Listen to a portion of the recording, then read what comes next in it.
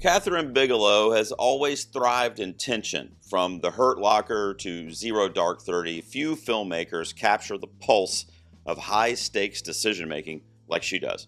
With A House of Dynamite, she returns to familiar territory, the intersection of politics, warfare, and moral panic, and proves again that nobody stages chaos with quite the same precision. This time, the crisis is nuclear. And while the film isn't flawless, it's another fearless, gripping entry from a director who continues to turn procedural panic into pure cinematic electricity. This will be spoiler-free. Let's talk about Catherine Bigelow's A House of Dynamite. When a single, unattributed missile is launched at the United States, a race begins to determine who is responsible and how we should respond. The film opens in real time, introducing us to Captain Olivia Walker, played with commanding intensity by Rebecca Ferguson. I really wish there were more of her in this film.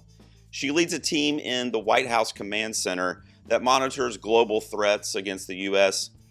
What begins as an ordinary morning quickly escalates into catastrophe when a nuclear missile is detected incoming, from an unknown origin, by the way. And with only 18 minutes before impact, Bigelow stages this first act like a pressure cooker. Every minute of that countdown feels tangible.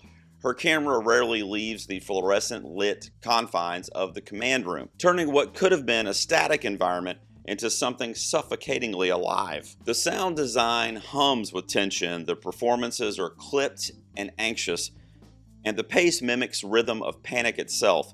It's not the spectacle of destruction that drives the section, but the mundane, the clicking of keyboards, the restrained professionalism of people trying to stay composed as the world is literally collapsing outside. Then, just as the situation seems ready to reach its breaking point, Bigelow pulls the rug out from under you. The film resets, shifting perspective entirely. We watch the same nuclear crisis unfold from a different point of view. And then again, 3 perspectives in total, each offering new insight into how different corners of the government and society might respond to the unthinkable. It's an ambitious structure, one that calls to mind Rashomon and Vantage Point, but filtered through Bigelow's more grounded, procedural lens. The first chapter remains the most gripping, a masterclass in escalating dread, but as the film moves through its second and third acts, the tension naturally begins to dissipate. By the time we reach the final viewpoint, the urgency that defined the initial 25 minutes or so feels diluted. Still, even in its quieter stretches, A House of Dynamite remains compelling. Bigelow's sense of realism is unmatched, and she never lets the story tip into melodrama. The ending is sure to divide audiences. Without spoiling, I will say the film concludes with abruptness, almost mid-breath, offering no traditional resolution or sense of closure. It's disorienting at first, even frustrating, but the implications sink in. The decision begins to feel deliberate, even profound, because really, what would the ending be? In the face of a nuclear strike, there's no elegant fade out, no catharsis. The suddenness of it all mirrors the very nature of the threat itself. One moment we're watching, the next we could be gone. Screenwriter Noah Oppenheim deserves credit for maintaining that moral ambiguity. He and Bigelow refuse to provide easy answers. Instead, they let the silence linger.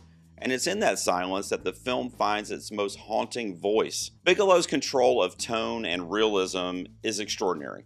Her political thrillers never feel like speculative fiction.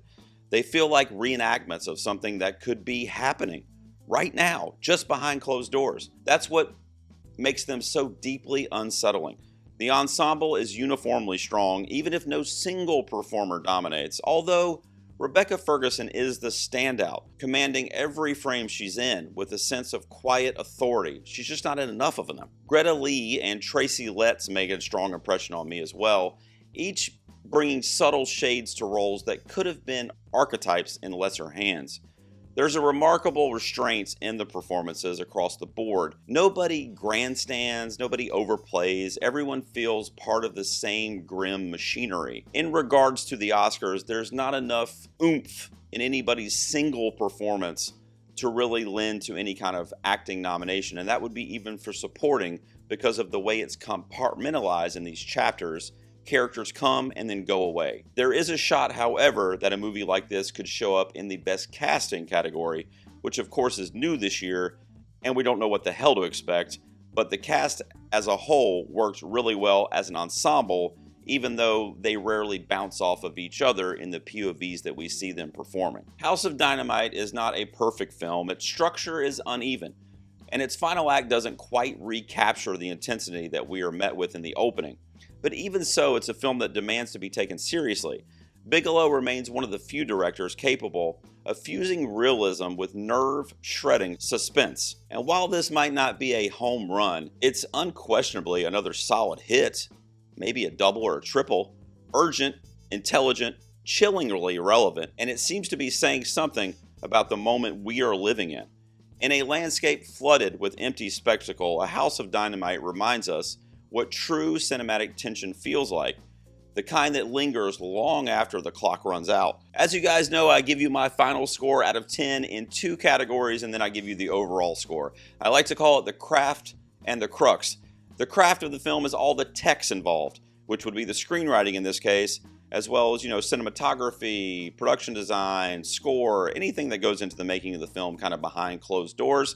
And for that, I'm going to give it an 8 out of 10. That was a really strong component to the film, even though the kind of way the story played out was a little jarring and kind of scattered. The screenwriting is phenomenal, and I think it's in play for screenplay at the Oscars this year.